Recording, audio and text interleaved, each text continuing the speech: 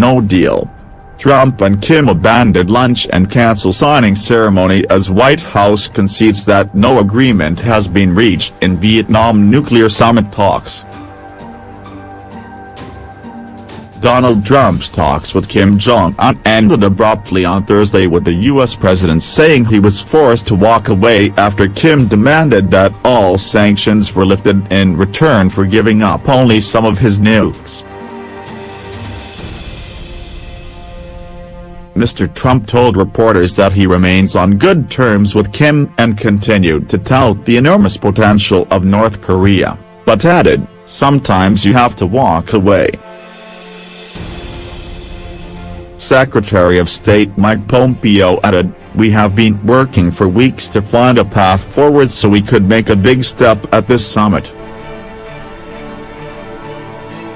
We made progress and even more progress when the two leaders met over the last 48 or 72 hours. But we didn't get all the way. We didn't get something that made sense for the United States." Quizzed on what progress had been made, Trump said that Kim had agreed not to test any more missiles or nuclear bombs while talks are ongoing. Asked whether it was premature to hold the summit now, Trump said he would much rather do it right than do it fast, and added that he could have signed something today but didn't feel it was the right deal. But America and North Korea remain in a position to do something very special together, he said. The recognition that no joint statement had been reached came despite weeks of advanced negotiation. A range of compromise gestures had been circulating for days in media reports. The lack of agreement came after Trump repeatedly hailed the special relationships between the two men, and stressed their personal bond as a reason progress might be possible.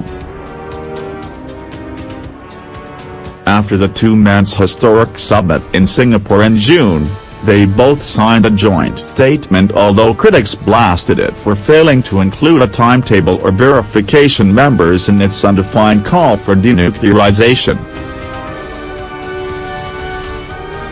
On Thursday afternoon, Sanders suddenly told reporters traveling with the president before 1 p.m. local time that talks would wrap up within about half an hour, throwing the event's schedule into turmoil. She declined to say initially there would be a signing ceremony, though one had been on an earlier White House schedule. Only minutes before Trump was scheduled to face the press did she acknowledge that there would not be one. But reporters who were on hand to cover it were relocated to buses, indicating that the event was most likely scrapped. The public White House schedule has listed a joint agreement signing ceremony with the chairman of the State Affairs Commission of DPRK, set for 2:05 p.m. local time.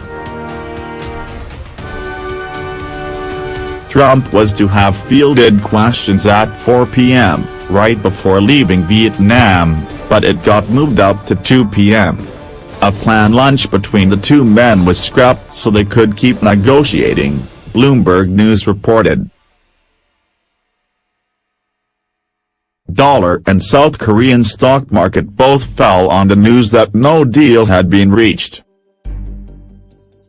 The multiple signs of tension came after a public event hours earlier where the two leaders once again smiled for the cameras, and Kim even took a few questions from U.S.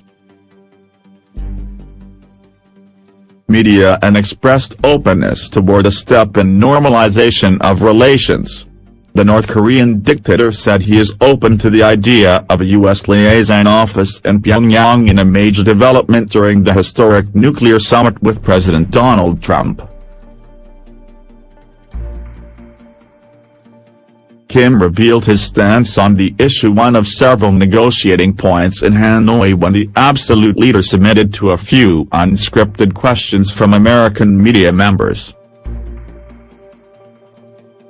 In another comment, he revealed his stated disposition on denuclearization, although without saying what it would take to get him there. "If I was not, I wouldn't be here," he said in his native Korean, while seated alongside Trump.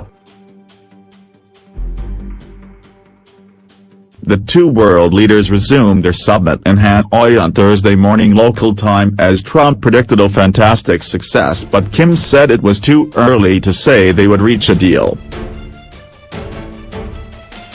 Trump once again asserted that he was in no rush to make an agreement following an early report by NBC that the U.S. was prepared to back away from a demand that North Korea provide a full accounting of its nuclear weapons programs. "I think we'll be together a lot over the years," Trump said. "I can't speak for today, but over a little bit longer term.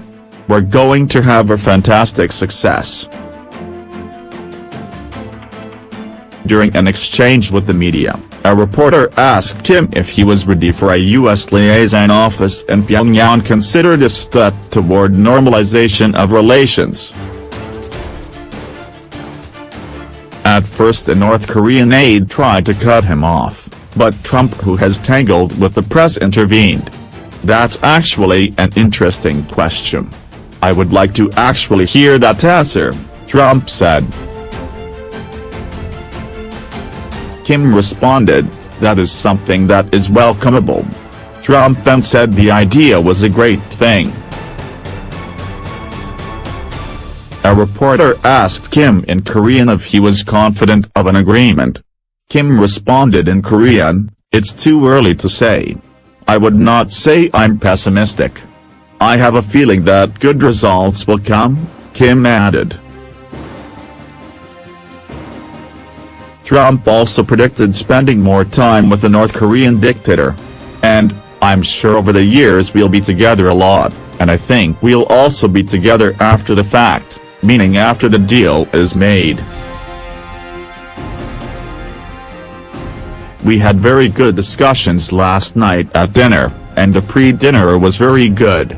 And there were a lot of great ideas being thrown about," Trump said. Trump once again called the relationships between the two men very strong. "So, I can't speak necessarily for today, but I can say that this, a little bit longer term, and over a period of time, I know we're going to have a fantastic success with respect to Chairman Kim in North Korea. They're going to have an economic powerhouse," Trump predicted. "I think it's going to be something very special. I am in no rush.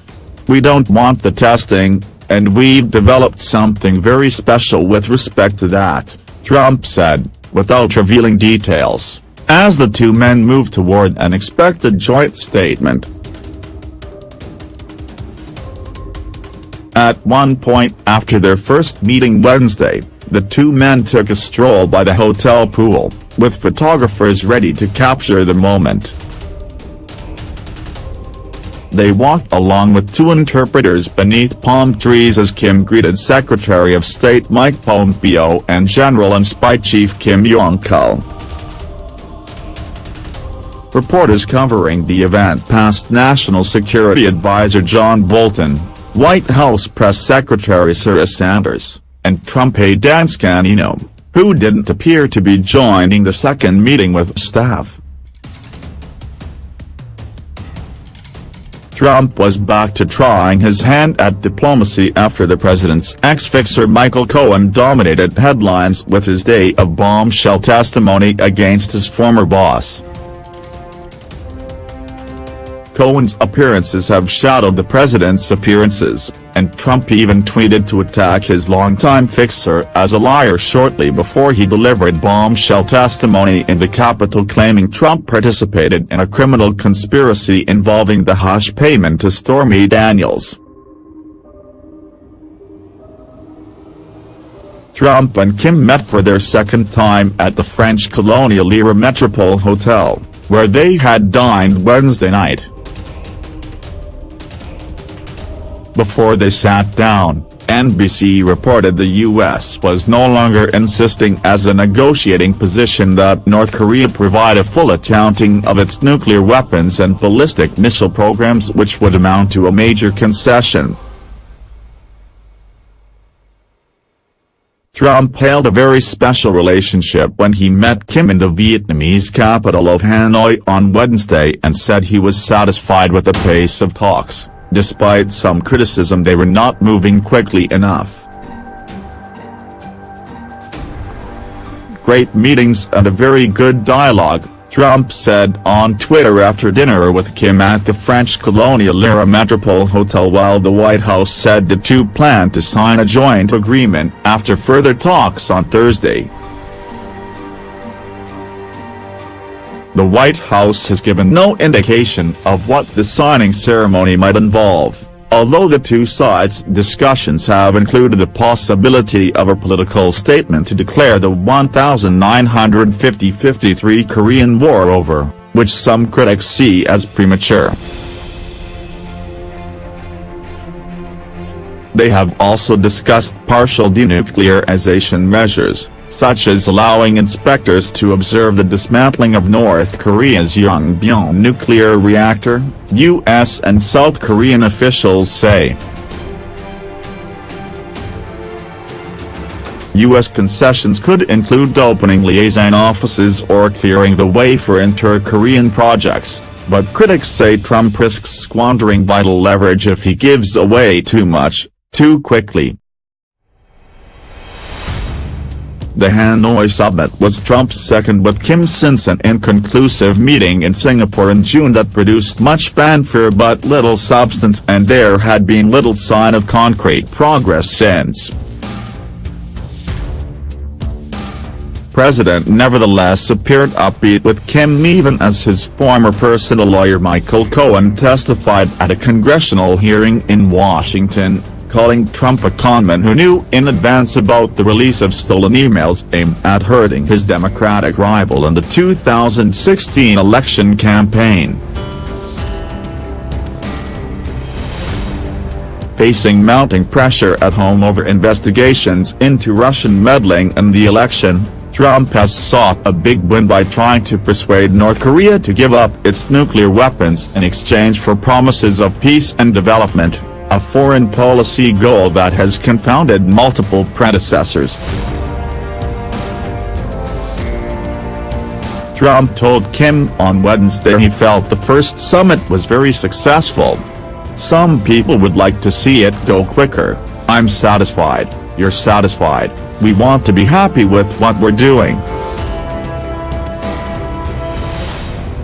The leaders exchanged views at dinner with the aim of achieving comprehensive and groundbreaking results from their summit, Kim's state news agency KCNA said on Thursday. Sincere and in-depth views were exchanged to bring about a comprehensive and groundbreaking outcome, it said. The two men had met in the Vietnamese capital in front of a bank of 6 flags from each nation, for the first meeting for the pair since their historic summit in Singapore in June. "It's an honor to be with Chairman Kim. It's an honor to be together," said Trump, who repeatedly praised his counterpart. "The admiration may be mutual." In one remark, Kim praised Trump's courageous decision to open dialogue, according to how his translator recounted it. In introductory remarks, Trump did much of the talking and once again dangled the promise of prosperity for North Korea, and addressed critics who noted their initial joint statement was vague and hard to measure. "It's great to be with you.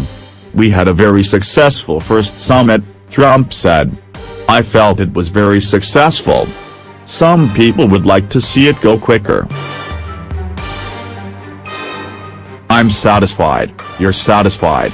We want to be happy with what we're doing. I thought the first summit was a great success. I think this one hopefully will be equal or greater than the first," the president added. As he has repeatedly, Trump pointed to personal chemistry with the reclusive leader of the family-led one-party dictatorship, although his Secretary of State says North Korea is still a nuclear threat, having tested a hydrogen bomb and months ago conducted a skein of missile tests. "We made a lot of progress, and I think the biggest progress was our relationship is really a good one," Trump said. Dangling economic enticements that he hopes will persuade Kim to give up nuclear weapons his nation has been developing for years, Trump said. "I think that your country has tremendous economic potential.